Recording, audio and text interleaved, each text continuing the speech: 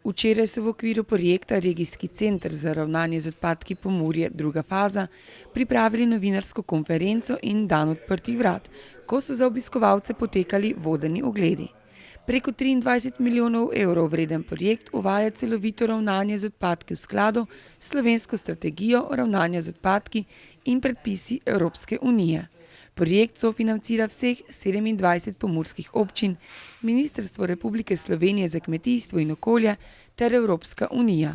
Regijski center za ravnanje z odpadki Pomurje bo reševal problematiko odlaganja in obdelave odpadkov za skoraj 125 tisoč prebivalcev oziroma za področje vseh 27 občin pomurske regije. Druga faza Regijskega centra za ravnanje z odpadki v bistvu predstavlja mehansko-biološko obdelavo odpadkov, razširitev odlagališča druge faze in pa čistilno napravo ter nekaj vzporednih objektov za delavce in za zaposlene.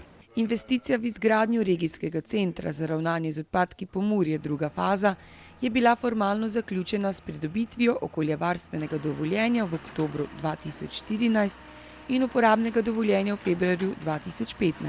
Vrednost druge faze projekta je bila 19 milijonov neto oziroma 23 milijonov bruto, govorimo seveda zraven z DDV-jem. Način financiranja pa je bil približno takšen, da je 50% sredstev zagotovila Evropa preko kohezijskih skladov, morda nekaj več, celo točno nekaj več.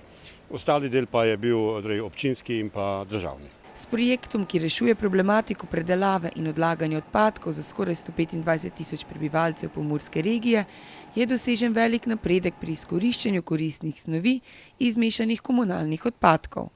Z regijskim centrom, ki je zdaj dokončno in ima vsa dovoljenja, Pomurje dobiva v bistvu sodoben center za ravnanje z odpadki in s tem v bistvu pokrito področje odpadkov dolgoročno, govorimo seveda o naslednjih 20 letih.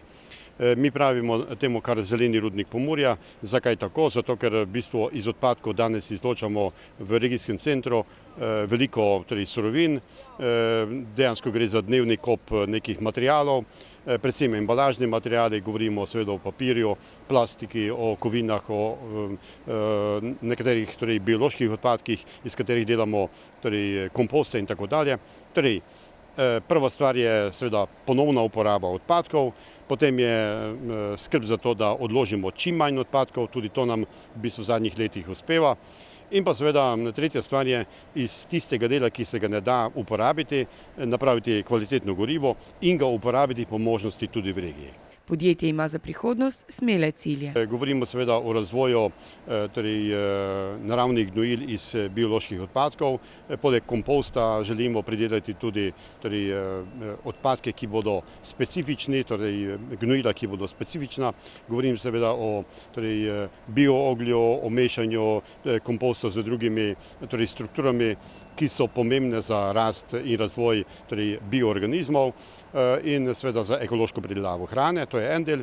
Drugi del je povezan z razvojem goriva za uporabo v nesežigalnicah, ampak v pečeh, ki bodo namenjene za ekonomsko izrabo. Govorimo seveda o toplarnah, sušilnicah, o seveda segrevanju objektov na poljih, rastlinjakih in tako dalje.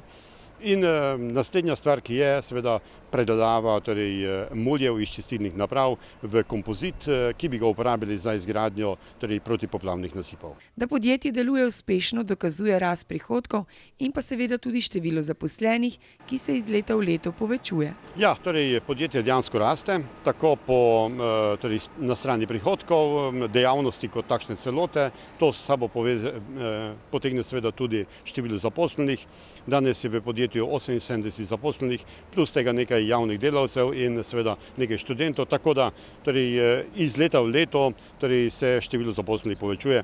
Če nam bo uspelo seveda tako naprej, predvidevamo, da bi leta 2020 bilo preko 100 zaposlenih. Da v Pomurju ni zadosti odpadkov, kaže podatek, da je le 52% zasedenosti kapacitet iz odpadkov iz Pomurja, kar pomeni, da je potrebno kar polovico odpadkov pripeljati iz drugih območij. Vsi zdaj že vemo v regiji, da je odpadkov premalo za naš regijski center, zato seveda naša dejavnost sega čez regijo in poskušamo z dovozom dokupom ali dogovori z drugimi, torej regijskimi centri oziroma z drugimi regijami, zagotoviti manjkajoče odpadke. No, v lanskem letu smo prišli nekje do 71% zasedenosti naših kapacitet. Naš namen je seveda, da pridemo do 100% zasedenosti, vendar ne bo enostavno, ampak torej, cilj je in upam, da nam bo do leta 2020 uspelo. Operacijo delno financira Evropska unija, in sicer iz kohezijskega sklada. Operacija se izvaja v okviru operativnega programa razvojne okoljske in prometne infrastrukture za obdobje 2007-2013, razvojne prioritete, ravnanje s komunalnimi odpadki.